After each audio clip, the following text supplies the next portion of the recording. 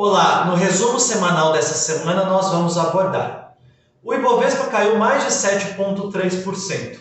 Com a publicação na terça-feira do Auxílio Brasil saindo dos atuais R$300 para 400, na quinta-feira nós tivemos o Paulo Guedes confirmando o furo no teto de gasto que deve ultrapassar 30 bilhões. Ainda na quinta-feira nós tivemos a saída de 4 membros do Ministério da Economia, entre eles o secretário do Tesouro e do Orçamento. Na sexta-feira foi noticiado que o Paulo Guedes também sairia do governo, que foi desmentido posteriormente. Nós também tivemos a Bolsa Americana S&P 500 renovando nova máxima histórica. Nós vamos falar de tudo o que aconteceu no Brasil essa semana, no mercado internacional e o que se esperar para as próximas semanas.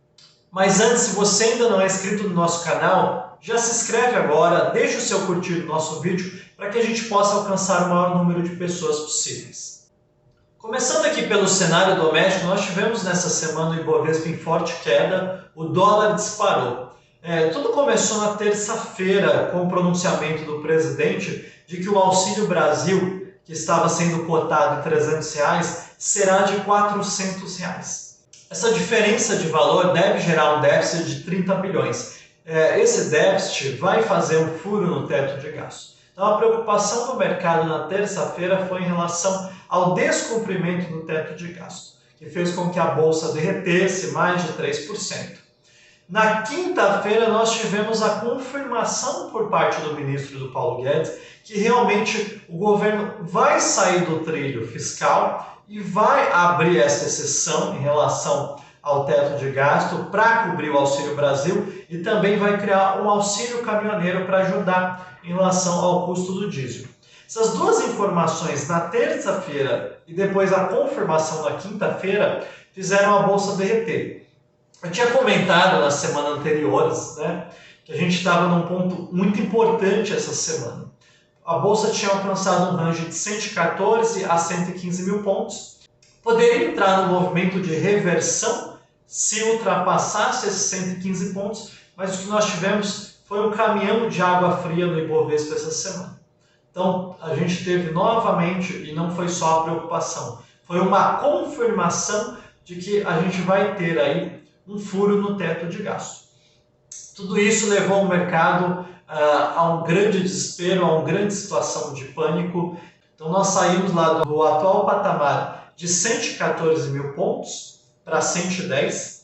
Na quinta-feira, o mercado despencou para 107 mil pontos. E na sexta-feira, após a saída na quinta de 4 membros do Ministério e com uma especulação de que o próprio Paulo Guedes sairia do governo, o Ibovespa chegou a tocar o range de 102 mil pontos. Mas depois, no final da tarde, foi desmentido.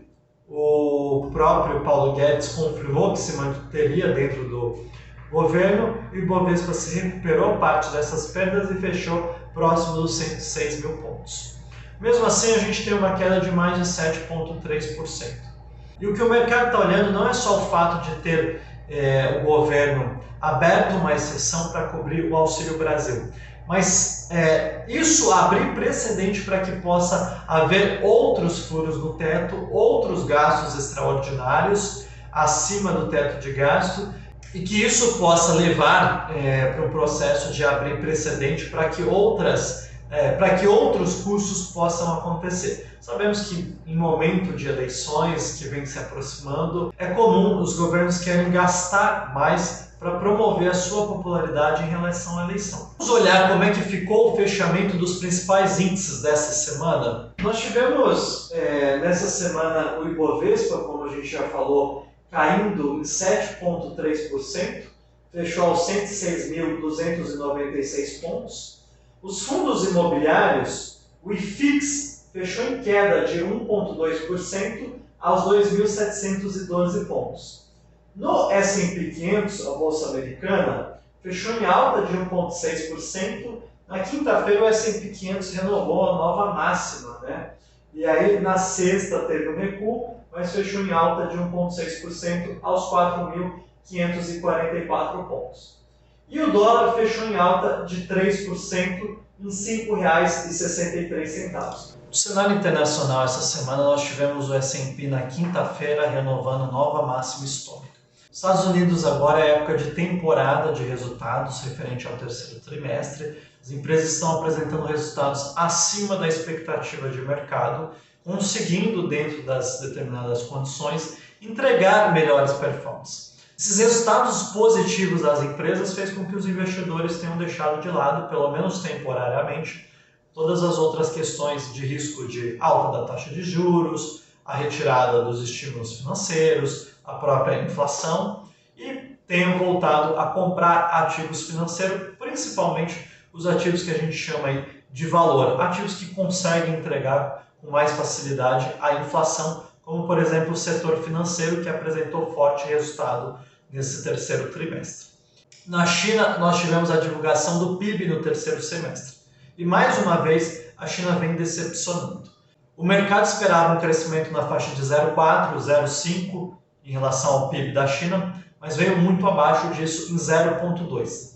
A gente já vem acompanhando e falando em relação à desaceleração do crescimento da China e cada vez mais isso vai ficando mais nítido. Essa desaceleração do governo chinês impacta diretamente o nosso mercado aqui. Eles são um dos principais compradores de commodities.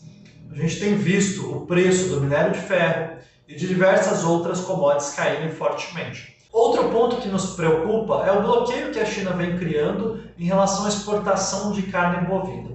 Nós tivemos casos de vaca louca, né? Isso, no primeiro momento, foi o motivo de criar essa suspensão, porém isso foi contido e controlado e mesmo assim a China mantém o seu veto.